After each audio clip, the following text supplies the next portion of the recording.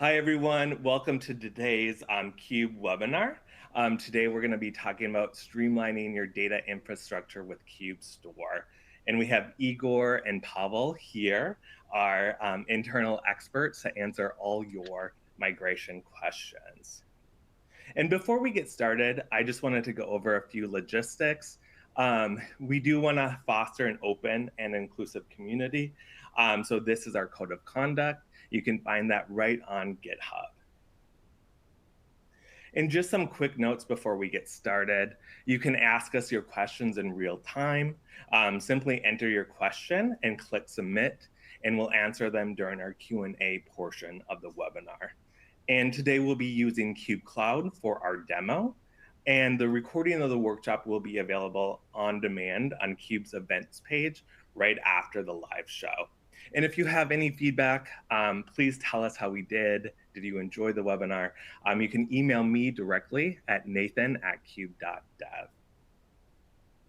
And so today, what we'll be discussing during our webinar is a little bit of what is Cube, why you would want to migrate to Cube Store, and how to migrate if you're using either Cube Core or Cube Cloud.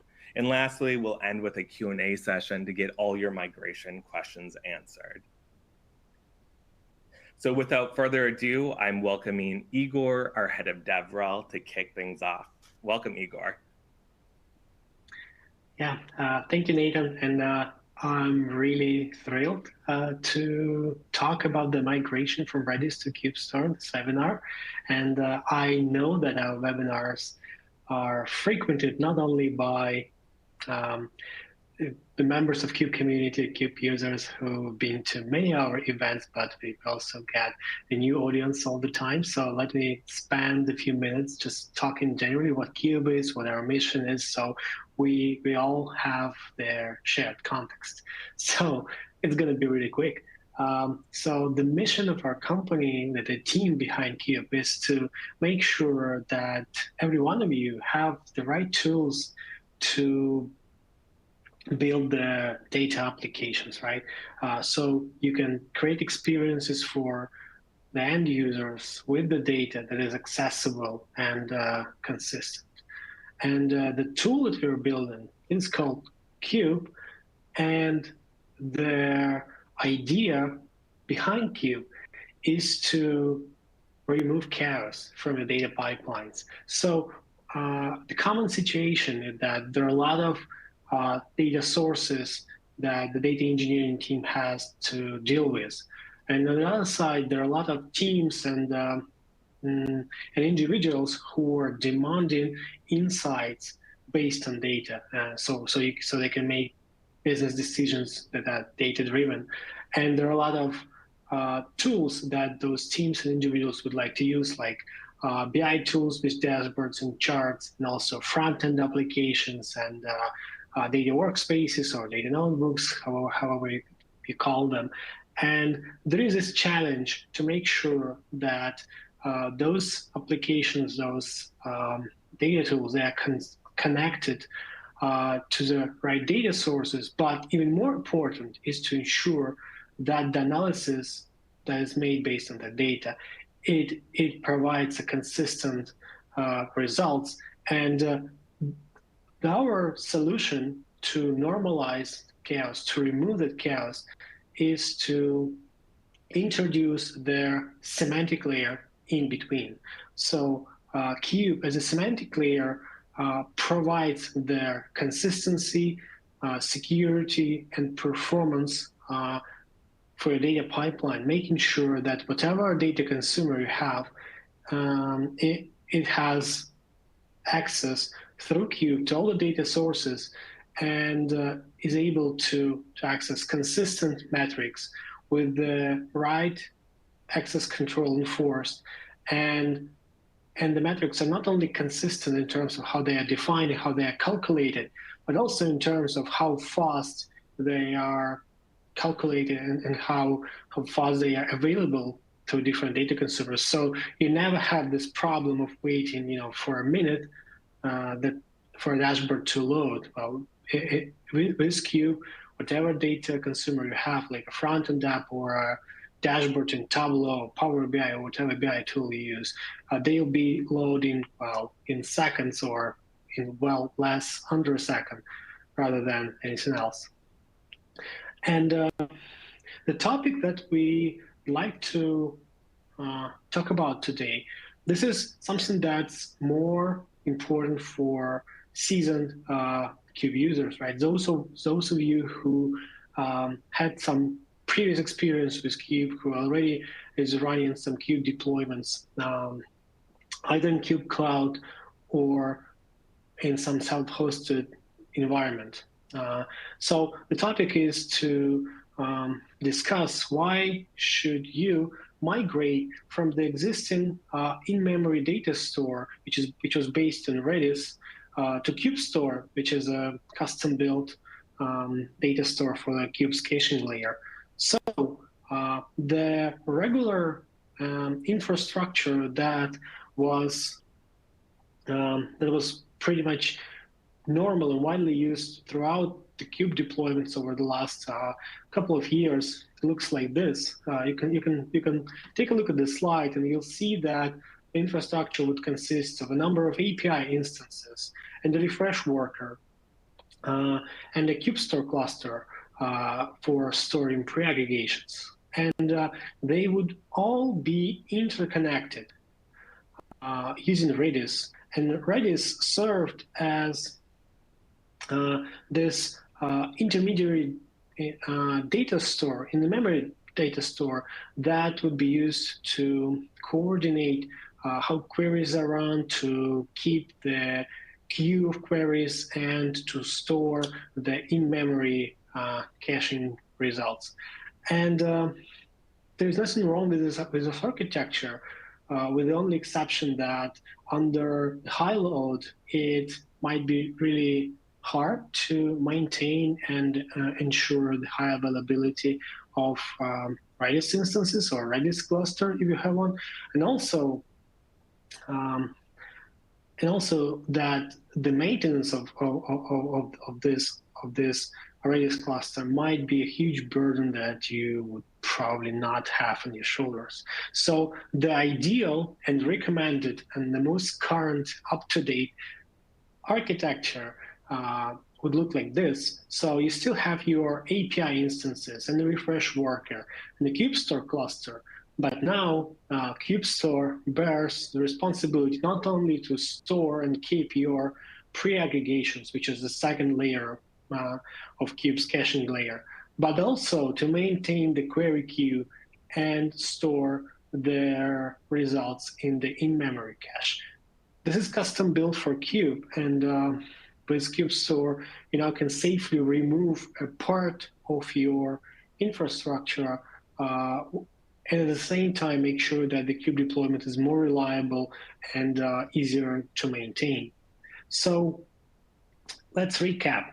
The reasons to migrate, the two primary reasons to migrate from Redis is that ensuring the scalability and high availability of Redis clusters, well, it's quite complex, and probably this is not something that you dream of when you decided to implement a semantic layer and bring Cube, and also supporting Redis requires some effort from our side, leads to quite complex code base, and just basically limits you in how much load can you pour to your Cube deployment.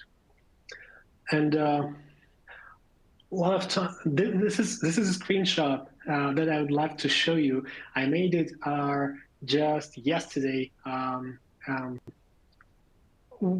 already had my slides complete, but I couldn't help but add this additional slide because a member from our community just shared on Slack this question, which is quite typical and quite telling in case of in relation to using Redis with Cube. So here you can see that some outage happened because under very high load, the Redis memory connections and CPU just shut up. And this is exactly the reason why we decided that the right call would be to be moving on from Redis and bring in the custom-built, specialized solution. And that solution is KubeStore. So again, KubeStore is a purpose-built data store for Kube's caching subsystem. It's based on a open source and industry-proven technology. Inside, it's written in Rust, and inside it uses the Apache Arrow Data Fusion query engine, and also uses Parquet file format, which is a columnar format for analytical data, and it's highly performant as well. So it's optimized to bear high load and be highly available. If you're using Kube Cloud, you can get Kube Store out of the box with their substantial number of workers, and you can even fine-tune that in your Kube Cloud console. And well, I should say that in Kube Cloud, the Kube Store clusters that we run, each of them are able to serve million queries per day, or if we divide it by the number of hours and minutes in a day, in our respect,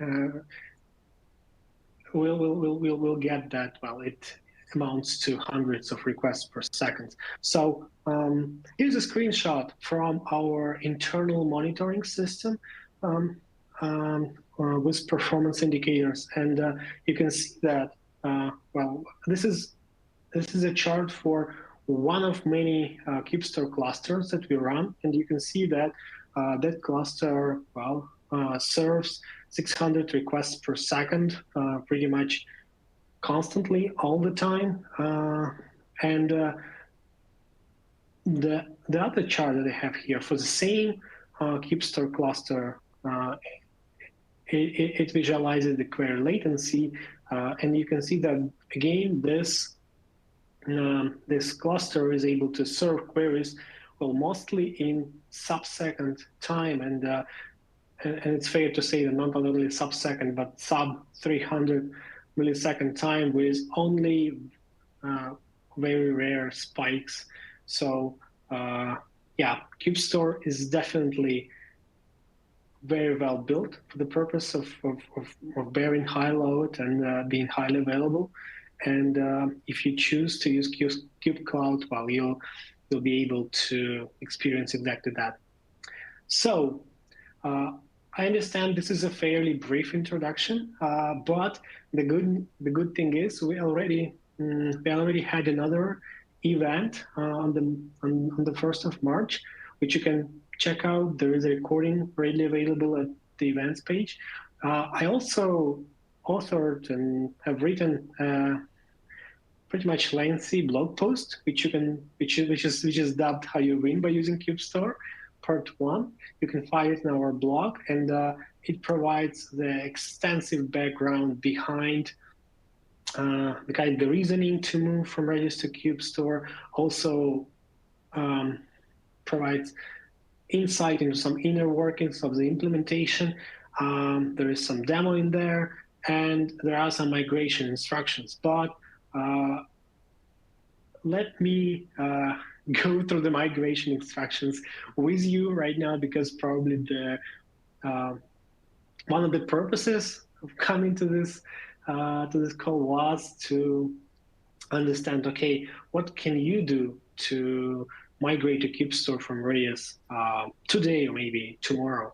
So if you're using Kube Cloud, the migration is as simple as switching the version of Kube that your deployment uses in settings.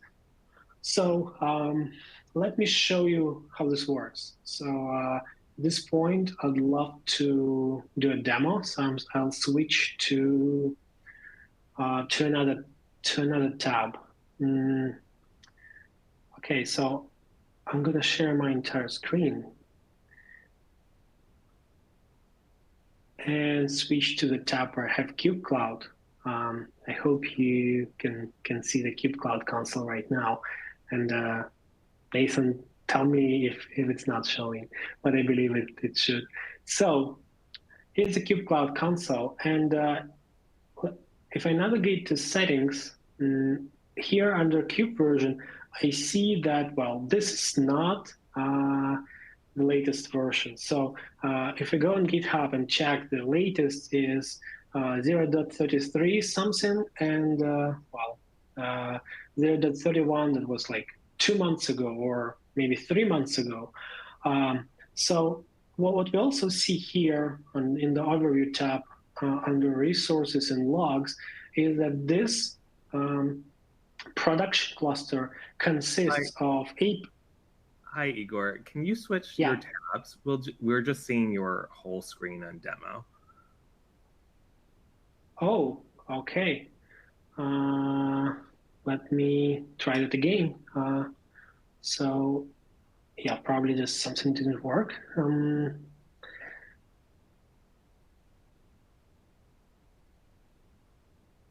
Let me see. So I'm choosing to share the entire screen, and I'm switching to another tab. Can you see the Cube Cloud console? No? We can see the demo slide. We can see your entire screen. I see the tab open, but I just see the screen. Okay, there is some issue in here with this. Okay, let me try one more time. It doesn't hurt to try one more time. So, right.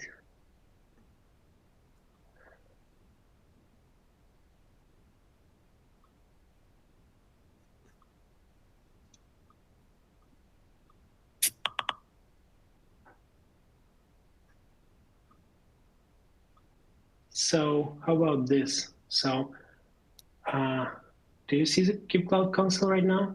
Yes, we do now. Thank you, Igor. Oh, great. Okay, so one more time, very briefly. First of all, this is some Cube Cloud deployment that I have. And here under settings, you can see that the Cube version is not the very recent one, right? So you can see this is 0.31, and that's that version released like 2 or 3 months ago. The current one is 0.33 or 33 something. And you can also see that the type of this deployment is production cluster. So on the overview tab, we can see that this production cluster consists of Kube Cloud API instances, a refresh worker, a Kube Store cluster, and also Redis, right? So, running Kube of that version where the Redis support still was the recommended solution, well, gives you Redis in Kube Cloud. So the way to migrate is as simple as going to settings, general, Kube version, and switching to the latest version. I'm choosing 0.33.8, but even 0.32.27 would work, but why not choose the latest to use the latest that we bring to you? So I've changed the version. I can go back to our review. You can see the version update that happened right now. This is my local time. And this is the versions that changed. And in a few seconds, we should see that Kube is applying those settings and redeploying the stack. So yeah, we see that the Kube has deprovisioned Redis, and now it's restarting the API instances and refresh workers. So if we go here, we can see that, well, we have a terminated instance. Well, that was an old one using Redis. And also we have more recent instances that are running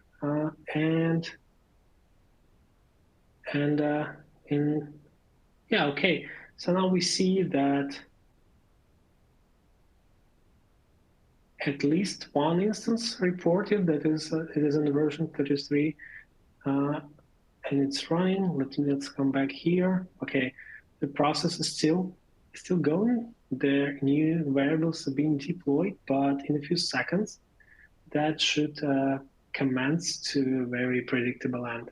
So 2 instances, maybe this one need to initialize, and that would be it. So this is basically the whole process, right? So I just switched the version. kubecloud removed Redis from the stack, and it redeployed the refresh worker and the API instances, and that's basically it, right? So after all the instances redeploy in a few seconds, that would be it. One more thing that you might want to pay attention to is whether you have or you not have the environment variable called kubejs cache and queue driver. I don't have it here, and you shouldn't have it as well. But if you'd like to have it, well, there you might want to choose it to kubestore to the same effect. This is a default, so that's why I don't need it here. Okay, so it looks like the process is almost there, and yeah, all the pods have started, and this red message should go away in a few seconds. So this is how you check the version in. This is how you migrate in kubecloud, literally just by changing the version. And you might wonder, okay, but how to migrate with kubestore? So these are the steps. So if you're already running kubestore, well, on your self-hosted infrastructure, then the upgrade would be as simple as upgrading to the new version, at least to 32.27, or to the most recent one, which is preferable, and then just removing Redis. Everything else would just happen out of the box, similar to the experience that I've just showed you in kubecloud. And if you don't have kubestore, well, you still need to upgrade to the recent version, and also, well, run kubestore. For the drop-in replacement for Redis, you only need to run a kubestore router, which can be run as a single container in your environment that you use to run containerized apps. But well, I definitely recommend to run the full kubestore cluster with a router and at least 2 workers, maybe more, depending on the load that you have and depending on the volume of pre-aggregation that you would love to have. Well, you can check the documentation for the exact guidance on running kubestore cluster, and there are also some guidelines on sizing your kubestore cluster in there. And again, well, you're safe to remove Redis from your stack. And the very last note, if you feel like you'd like to test how your deployment would work without Redis, if it's going to be stable enough, well, feel free to spin up a staging version in kubecloud, which should be pretty easy with the tools that we provide. Okay, so this is a very interesting question. So we'd love to know whether you're going to migrate to kubestore right now, or if you're not yet convinced. Well, we can certainly take your questions right now. And with this, let me check if we have any. And yeah, I don't see that many questions in the Q&A tab, but this is the right time to start typing if you have any. I see that we've got you, our attendees here. So if by any occasion you are not ready to migrate, if you're not yet convinced, well, this is the right time to share your concerns with us, and Pavel and I will be happy to take your questions. And if anybody is curious about how to ask a question, right underneath the slides, there is a question window. Simply type in your question and hit submit. And Igor and Pavel are here to answer all your migration concerns and questions.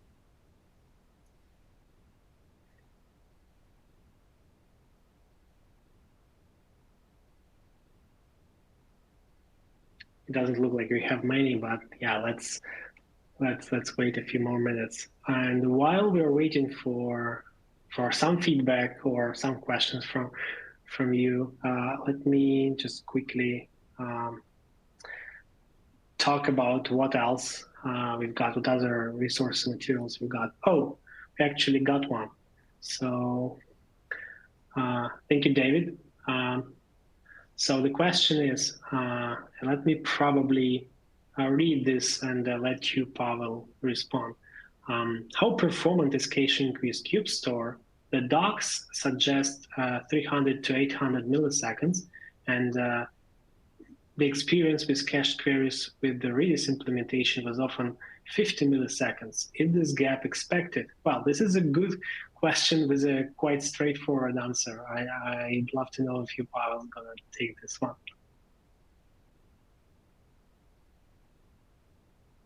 Do we have any issues here? Okay, probably I can take it as well. So yeah, I think the issue here is that we need to clarify what we have in the docs.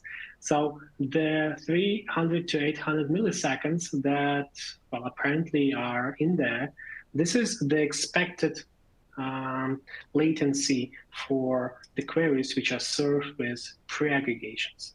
So if you have a substantial volume of data, if you set up pre-aggregations and if you run fairly heavy queries, 300 millisecond is the ballpark of the latency that you would get. For the in-memory cache, either with Redis or with KubeStore as a drop-in replacement, you should be able to get the same very low latency, just maybe tens of milliseconds, a few dozen milliseconds. This is what expected. So yeah, so David, don't you worry. for the in-memory cached queries, they'll yield roughly the same latency, and the queries which hit pre-aggregations, well, you can expect something like 100, 300 milliseconds. This is the ballpark of the latency, and that was really. It was a really good question because I can elaborate on that, waiting for further questions to arrive. So yeah, the thing is, another way to view or to compare their previous architecture and the updated architecture is that previously two different pieces of infrastructure were responsible for two different layers of caching that Kube has. So the Redis was responsible for in-memory cache, and KubeStore was responsible for pre-aggregations. And what changed is that now KubeStore is responsible for both. And but the way to handle the principles of the caching layer, they are intact, they didn't change. So in-memory cache is still very fast. Well, stored data in memory, what can be faster? And the pre-aggregations are still stored the Parquet files, pre-warmed, loaded to KubeStore workers, and well, they also work very fast, but serving data with pre-aggregations requires some computation. That's why the latency is slightly larger than in case of in-memory cache. Hopefully that provides an answer to the question.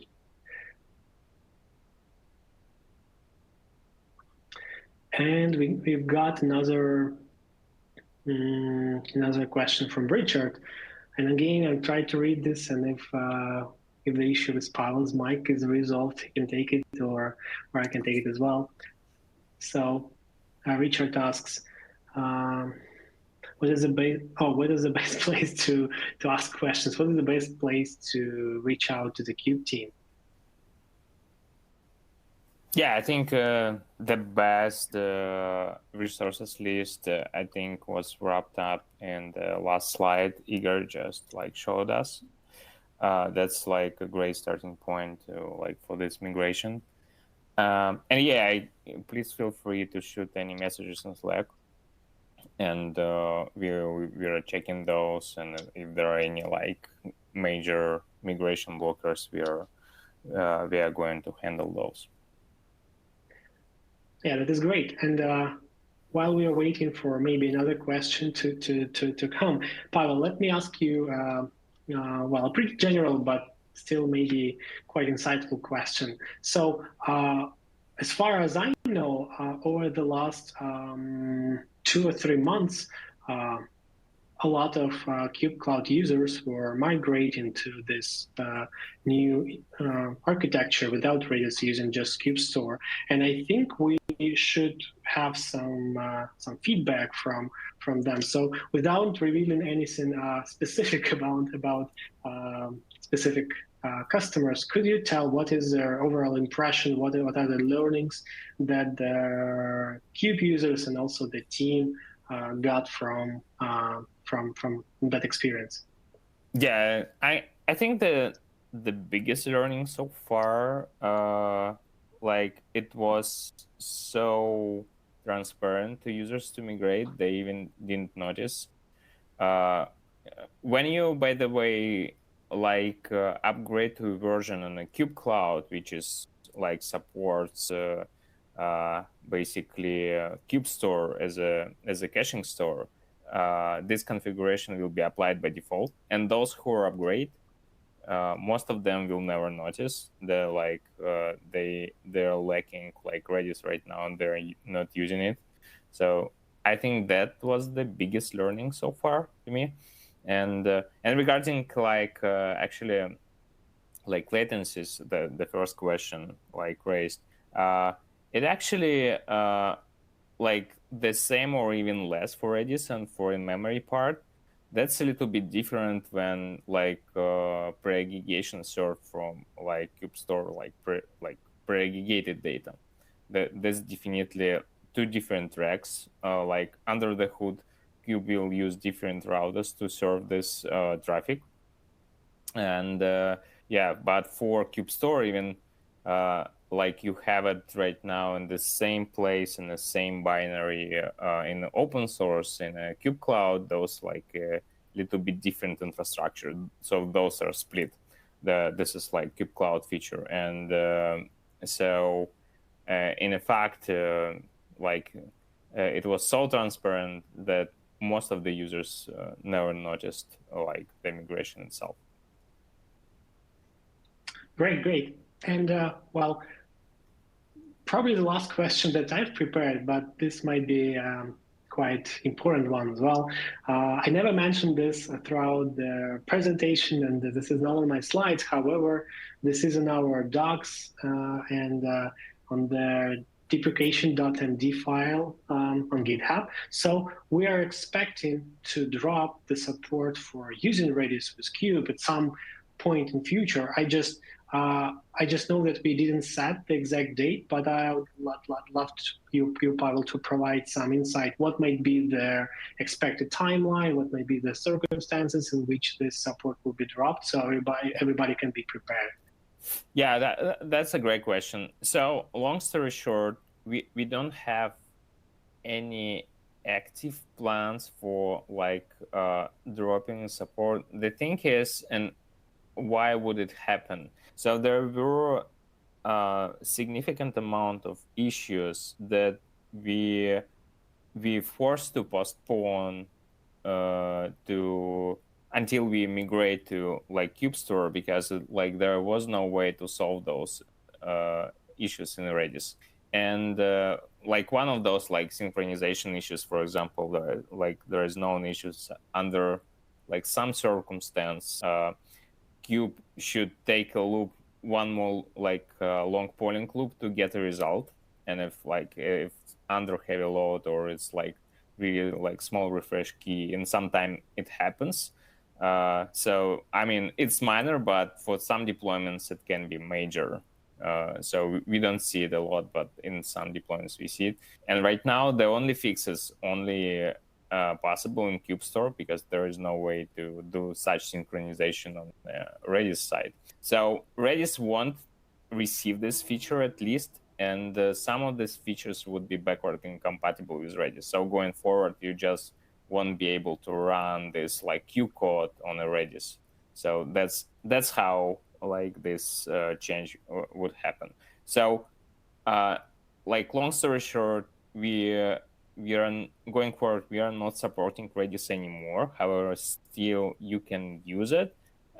We try our best not to break the Redis. However, we're not like doing any extensive testing of it anymore. So like given said that, so it can break like over time. So yeah.